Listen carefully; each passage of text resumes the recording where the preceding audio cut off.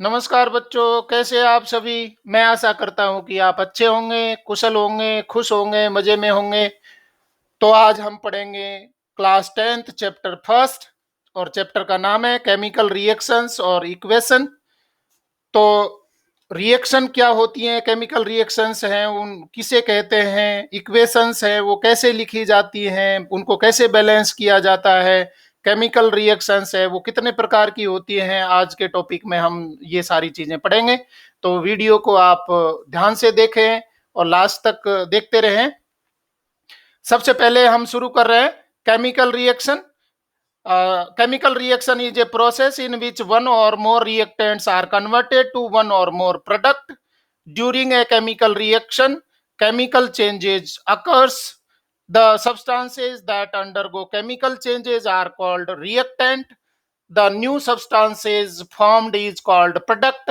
कहने का मतलब है एक या एक से अधिक रिएक्टेंट हैं, सब्सटेंसेज हैं, वो प्रोडक्ट के रूप में बदल जाते हैं। और यहाँ पर हम कहेंगे कि केमिकल चेंजेज होते हैं, मतलब उनके नेचर है, करेक्टर है, वो बदल जाता है सब्सटेंस का, रिएक्टेंट का। प्रोडक्ट है उसका केमिकल करेक्टर है, केमिकल स्ट्रक्चर है, फॉर्मूला है, वो अलग होगा, रिएक्टेंट का अलग होगा। तो कहने का मतलब है कि एक चीज से दूसरी चीज में बदलाव है केमिकली, उसको ही हम केमिकल रिएक्शन बोलेंगे। केमिकल रिएक्शन के कुछ एग्जांपल्स आप यहाँ पर देखिए। Examples of chemical reactions. सबसे पहले है burning of a clean magnesium ribbon with A dazzling white flame to form white powder magnesium oxide. It is due to the reaction of magnesium with oxygen in air. जब आप magnesium ribbon या wire को जलाते हैं तो whitish powder बनता है, और वो पाउडर का नाम क्या है? Magnesium oxide. और ये आप यहाँ पर ऐसा क्यों हुआ, ये व्हाइट पाउडर क्यों बना? क्योंकि यहाँ पर मैग्नीशियम है, उसने रिएक्शन किया किसके साथ में? Oxygen which is present in the air. ये आप रिएक्शन प्रोसेस है वो देख पा रहे हैं। ये बर्नर है और यहाँ पर रिबन है, वो टोंग के द्वारा पकड़ी हुई है मैग्नीशियम रिबन। और इसको अगर बर्न किया जाता है, बर्न करने के बाद में यहाँ पर व्हाइटिश पाउडर गिर रहा है, मैग्नीशियम ऑक्साइड। ये वॉच ग्लास में उसको कलेक्ट कर रहे हैं। तो यहाँ जो मैग्नीशियम रिबन है वो पाउडर के रूप में बदल गई है। तो दोनों तरीके के चेंजेज होते हैं बच्चों, केमिकल चेंजेज भी होते हैं और फिजिकल चेंजेज भी होते हैं। तो इसको हम बोल रहे हैं रिएक्शन। इसके साथ में ही एक और रिएक्शन देखिए। Take lead nitrate solution in a test tube, add potassium iodide solution. A yellow precipitate of lead iodide appears at the bottom. अगर हम लेड नाइट्रेट है उसको उसमें पोटेशियम आयोडाइड सॉल्यूशन मिलाते हैं तो एक प्रेसिपिटेट बनता है लेड आयोडाइड का, जो येलोविश कलर का होगा।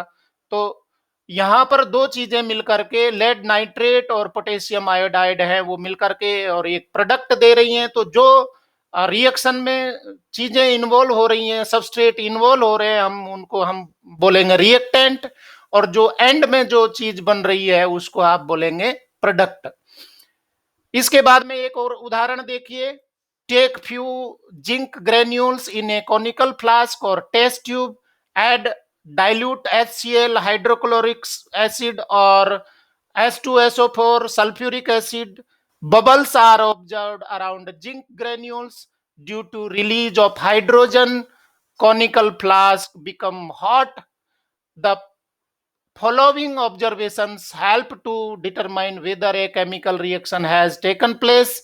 तो तीसरा एग्जाम्पल हमने लिया, जिंक ग्रेन्यूल है, उनके ऊपर हमने डाला डाइल्यूट HCl या H2SO4। वहां पर जिंक ग्रेन्यूल्स है, उनमें से रिएक्शन होने के बाद में और हाइड्रोजन निकलेगी, हाइड्रोजन गैस के बबल्स निकलेंगे, साथ में ही कॉनिकल फ्लास्क है वो हॉट हो जाएगा। मतलब ये एक्जोथर्मिक रिएक्शन है जिसमें हीट निकलती है बहुत ज्यादा मात्रा में। तो केमिकल रिएक्शन में क्या क्या होगा, क्या क्या चेंजेज होंगे, ये आप देखिए चेंज इन स्टेट, वो सॉलिड से गैस में बन जाएगा, लिक्विड में बदल बदल जाएगा। तो उसकी स्टेट है बच्चों, आपको मैटर की स्टेट पता है, वो गैस, लिक्विड और सॉलिड होता है। तो सब्सटेंस या रिएक्टेंट का क्या हो जाएगा, स्टेट चेंज हो जाएगी, स्टेट बदल जाएगी। वो एक स्टेट से गैसियस से लिक्विड में, या सॉलिड में, या सॉलिड से लिक्विड में, या गैस में बदल जाएगी। इसके साथ में चेंज इन कलर, आप यहाँ तीनों एग्जाम्पल में ये कलर का चेंज देख पा रहे थे, कलर बदलेगा। इसके साथ में इवोल्यूशन ऑफ ए गैस, कोई न कोई गैस है उसका उद्भव होगा, गैस है वो रिलीज होगी। और नेक्स्ट है चेंज इन टेम्परेचर, टेम्परेचर या तो बढ़ जाएगा या कम हो जाएगा। तो इस तरीके से केमिकल रिएक्शन होती है।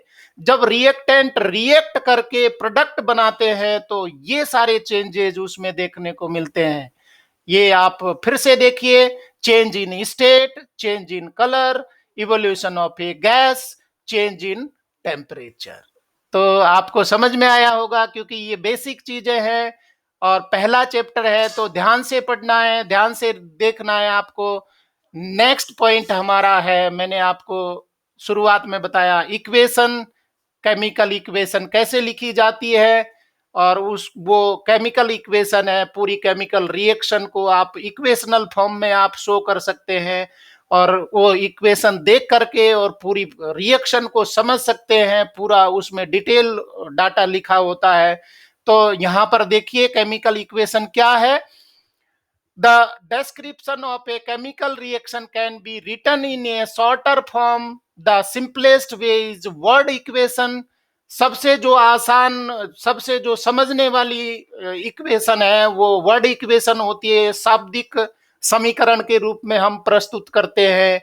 और अगर सिंबॉलिक ले रहे हैं तो फिर वो थोड़ा सा सिंबल आपको याद रखने पड़ेंगे। तो बच्चों आप दोनों ही तरीके की इक्वेशंस को यहाँ पर पढ़ेंगे, क्योंकि जो वर्ड इक्वेशन होती है वो लेंथी होती है, और उसको बड़ी अगर रिएक्शन हो रही है तो उसको लिखना आसान नहीं होता है। इसलिए सिंबॉलिक रिएक्शन है वही बाद में हम पढ़ेंगे, और वही लिखना उचित होता है केमिस्ट्री में। जो सिंबॉलिक रिएक्शन है वही पढ़ते हैं, लिखते हैं। तो सबसे पहले वर्ड इक्वेशन हो गई, जो रिएक्टेंट एक साइड में, लेफ्ट साइड में रिएक्टेंट लिखेंगे और राइट साइड में प्रोडक्ट लिखेंगे। सबसे सिंपल रिएक्टेंट और प्रोडक्ट की वर्ड इक्वेशन आप देखिए, मैग्नीशियम प्लस ऑक्सीजन, दोनों रिएक्शन कर रहे हैं आपस में, मैग्नीशियम और ऑक्सीजन। इनको हम क्या बोल रहे हैं, सबस्ट्रेट कह सकते हैं या रिएक्टेंट कह सकते हैं, which are involve in reaction process, chemical reaction process. और magnesium oxide that is called product, जो एंड प्रोडक्ट बना है वो मैग्नीशियम ऑक्साइड है। तो आसान है, परंतु ये प्रैक्टिकल नहीं है, बाद में आप डिटेल में पढ़ेंगे। तो सिंबॉलिक रिएक्शन है वही ज्यादा अच्छी होती है, और इन्हीं को अडेप्ट किया गया केमिस्ट्री में। The reactants are written on left hand side LHS with a plus sign। वहां पर दो रिएक्टेंट हैं तो प्लस साइन लिखना होगा बिटवीन देम।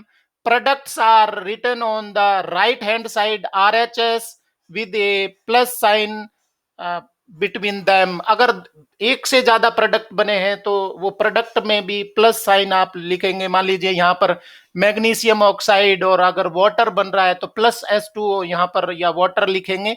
तो रिएक्टेंट है वो कितने रिएक्टेंट हों उनको आप 1 2 3 reactant R1 plus R2 R3 ये प्लस करके लिखते जाएंगे, और प्रोडक्ट को आप लिख सकते हैं आप P1 P2 P3 और बीच में आप लगाएंगे प्लस चिन्ह। राइटिंग ए केमिकल इक्वेशन कैसे लिखा जाएगा, बिल्कुल आसान तरीके से समझिए, बहुत जरूरी है आपकी केमिस्ट्री को समझ बढ़ाने के लिए, बहुत जरूरी है। और अगर आपने मेरी क्लास को लास्ट तक देखा तो आप कभी ये भूल नहीं पाएंगे। Writing a chemical equation, chemical equations can be simplified by using chemical formula. उनको केमिकल फॉर्मूले हैं वो आप लेने होंगे लिखते समय। ए chemical equation represents A chemical reaction.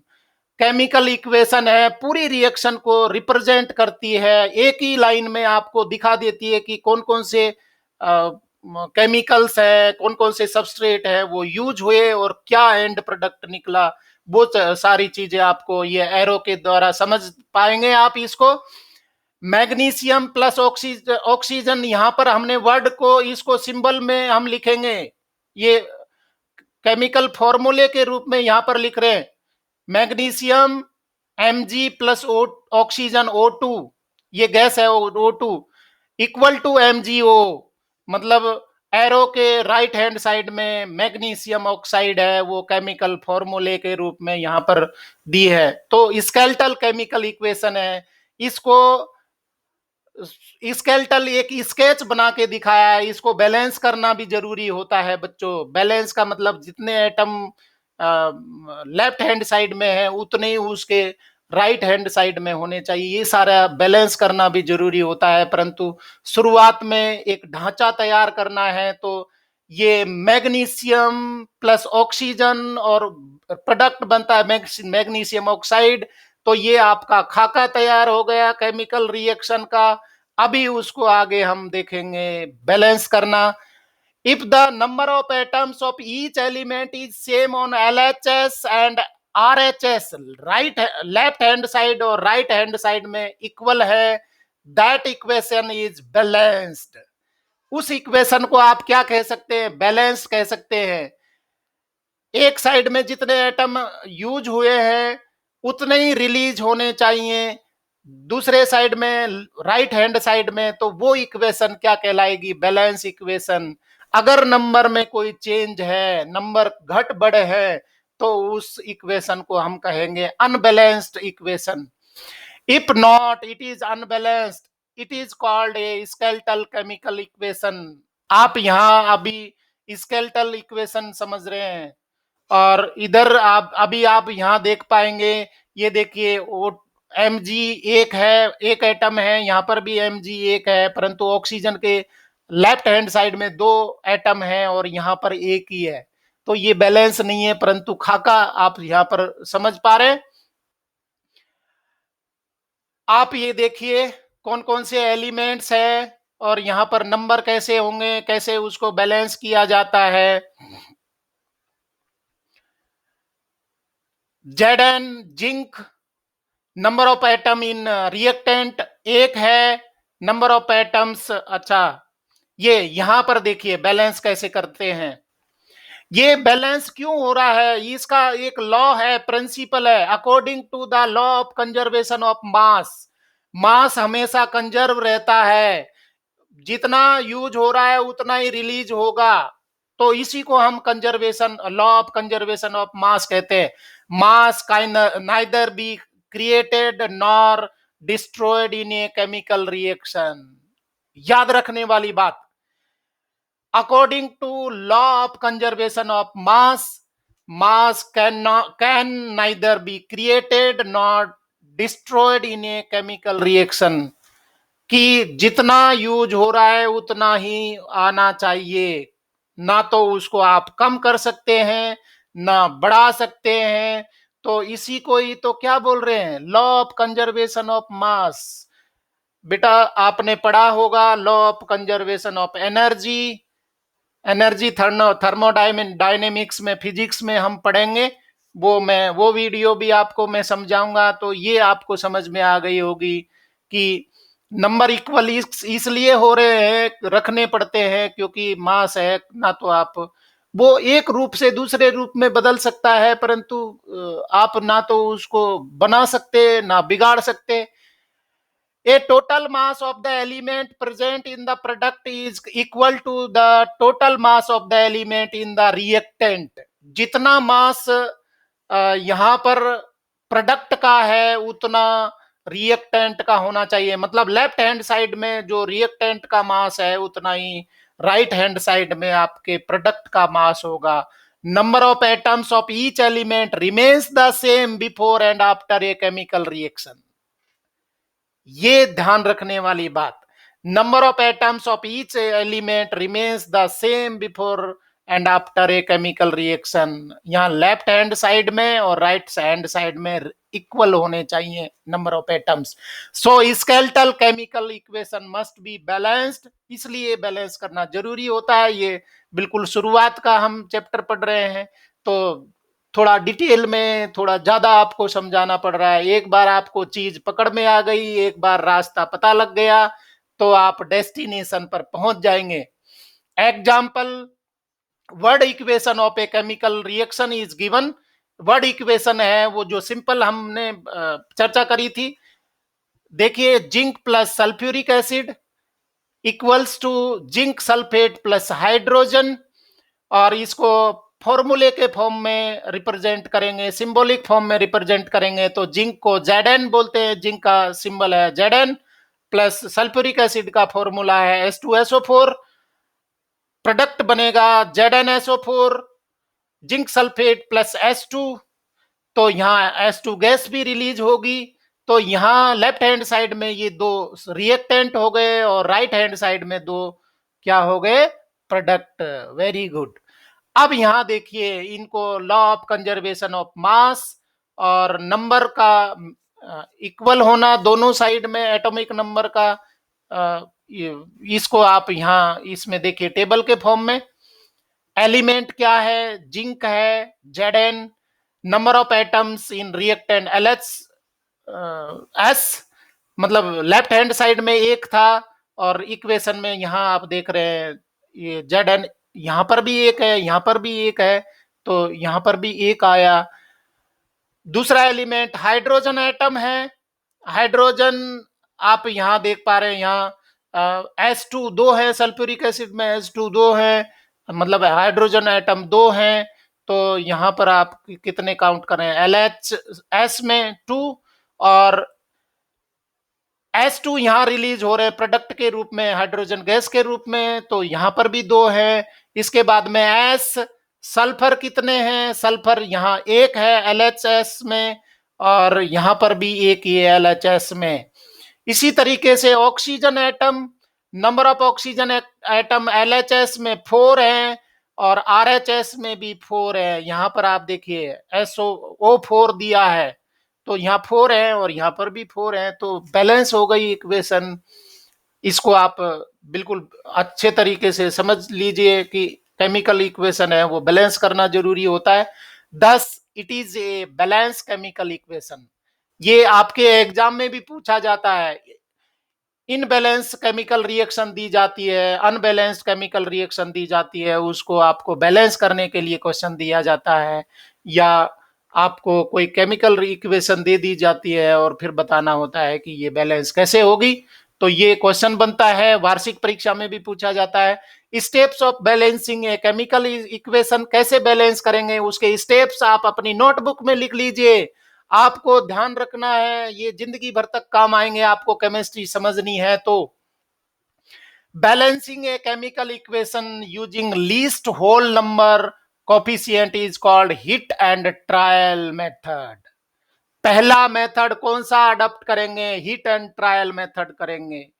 The steps are given below.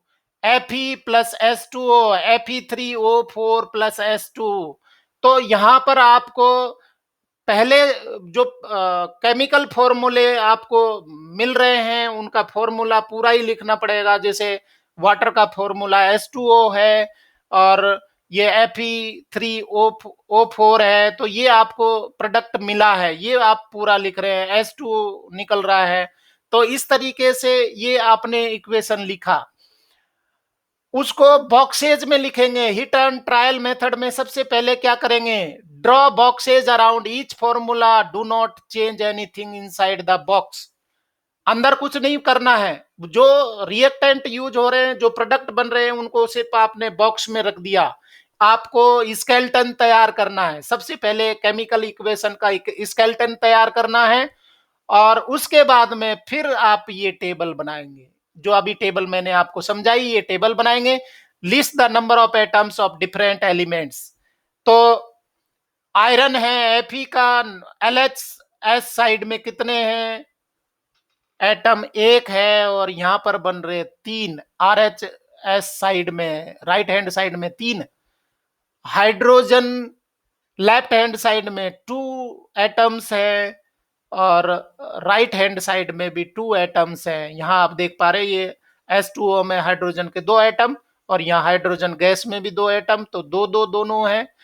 Oxygen H2O में 1 ऑक्सीजन है और यहाँ Fe3O4 में 4 ऑक्सीजन एटम है। तो आप ये टेबल बना लीजिए। पहले आपने बॉक्सेज में रखा जो रिएक्टेंट और प्रोडक्ट थे, उसके बाद में आपने ये टेबल बना के इनके नंबर सिंप्लीफाइड तरीके से right hand side left hand side के नंबर ऑफ एटम्स एलिमेंट्स लिखे। तीसरा step, select the compound reactant और product having maximum number of atoms. अब आपको कौन सा सेलेक्ट करना है जिसमें सबसे ज्यादा एटम्स है, Fe3O4 में है। In that select the element having maximum number of atoms, oxygen. तो इस तरीके से आप यहां करेंगे। एटम्स ऑफ ऑक्सीजन में सबसे ज्यादा नंबर ऑफ एटम्स है।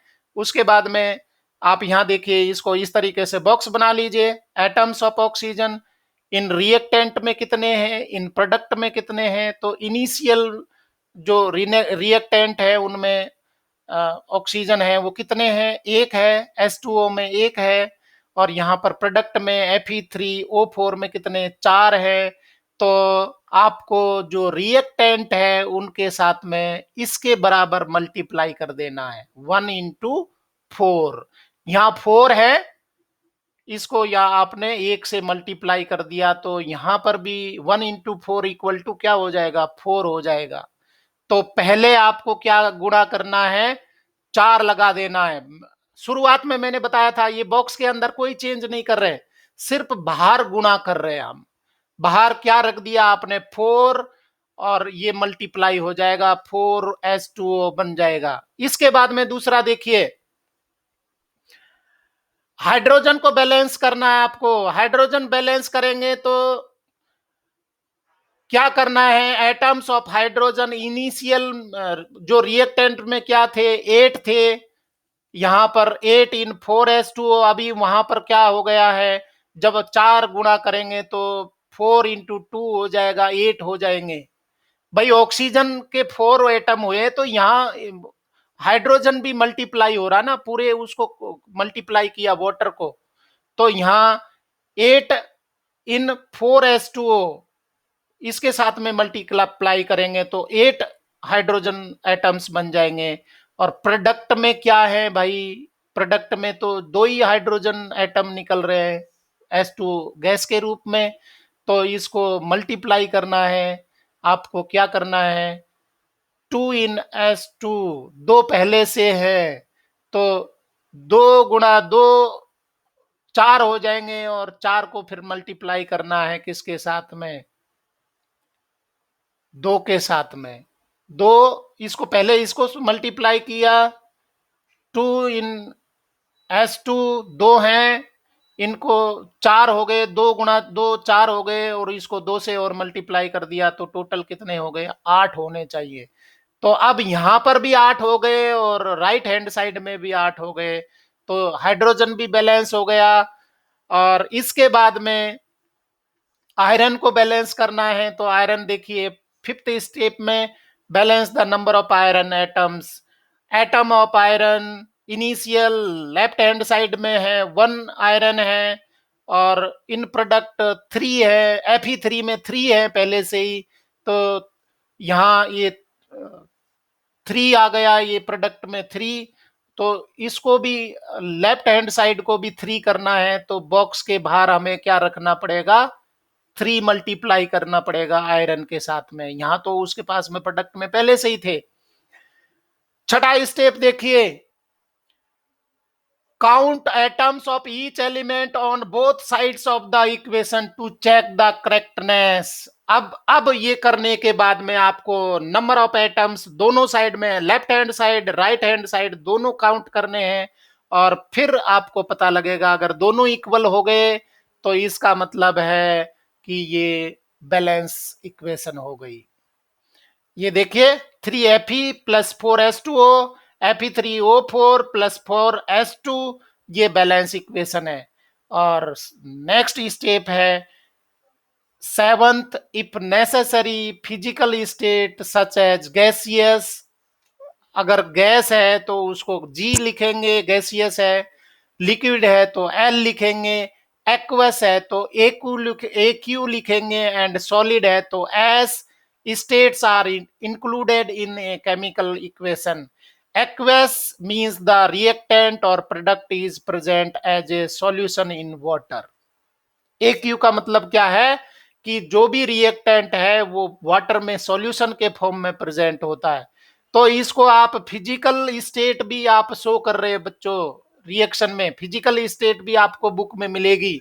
तो फिजिकल स्टेट भी शो कर रहे हैं। बैलेंस करने के बाद में आप फिजिकल स्टेट बताइए। 3Fe, ये एस का मतलब आयरन है, सॉलिड स्टेट में है। 4H2O, ये वाटर है, वो क्या किस फॉर्म में हो जाएगा, गैसियस फॉर्म में होगा, वेपर के फॉर्म में होगा। इक्वल टू Fe3O4, ये सॉलिड फॉर्म में आपको प्रोडक्ट मिलेगा।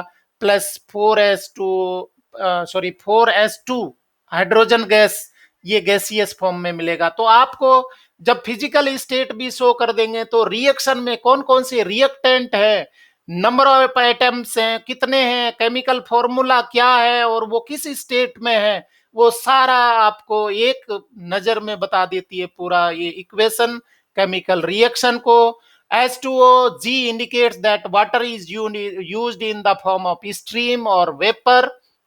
Sometimes reaction conditions, temperature, pressure, catalyst, etc. are indicated above and or below the arrow in the equation. कई बार ऐसा होता है, टेम्परेचर बताना होता है, केमिकल रिएक्शन का टेम्परेचर क्या होना चाहिए, प्रेशर कितना होना चाहिए, और कैटालिस्ट कौन कौन से उसमें काम आएंगे, तब जा करके वो रिएक्टेंट हैं वो प्रोडक्ट बनाते हैं। तो वो हम रिप्रेजेंट करेंगे केमिकल इक्वेशन में एरो के ऊपर या नीचे। तो ये कार्बन मोनोऑक्साइड है, गैस है, प्लस 2H2 हाइड्रोजन गैस है, ये आपस में रिएक्शन करके यहाँ पर कितना एटमॉस्फेरिक प्रेशर है, 340 एटमॉस्फेरिक प्रेशर यहाँ रिप्रेजेंट किया जा रहा है एरो के ऊपर। और प्रोडक्ट बनेगा CH3OH, ये लिक्विड फॉर्म में आपको मिलेगा। इसके बाद में दूसरी रिएक्शन देखिए जो आप बायोलॉजी में पढ़ चुके हैं या बायोलॉजी में पढ़ेंगे लाइव प्रोसेसेस में। ये देखिए 6CO2, ये एक्वस है, 6CO2 प्लस 12H2O, ये लिक्विड फॉर्म में। सनलाइट क्या चाहिए, रिएक्शन को कंप्लीट होने के लिए सनलाइट चाहिए, तो एरो में दिखा दिया ये रिएक्शन कहां पर होती है। What is the site of reaction of photosynthesis, that is chlorophyll. ये क्लोरोफिल के द्वारा ये सनलाइट को एब्जॉर्ब किया जाता है एनर्जी के, तो यहाँ आपने लिख दिया। और जो प्रोडक्ट बनेगा C6H12O6, ये एक्वस होगा और इसका नाम है ग्लूकोज, प्लस 6O2, ये भी एक्वस है, प्लस 6H2O, ये वाटर है जो लिक्विड फॉर्म में रिलीज होगा। तो इस तरीके से ये केमिकल रिएक्शन है वो बैलेंस हो। अभी इसको आप चर्चा करें तो CO2 के कार्बन के कितने मॉलिक्यूल एटम यहाँ पर यूज हो रहे हैं, 6 एटम है। यहाँ पर देखिए C6 में भी यहाँ पर भी 6 है, तो ये बैलेंस होगा। ओ की बात कर ले तो O2 में 2 एटम है, 2 ये हो गए, और 12H2O में 12 वो यहाँ पर एटम हो गए।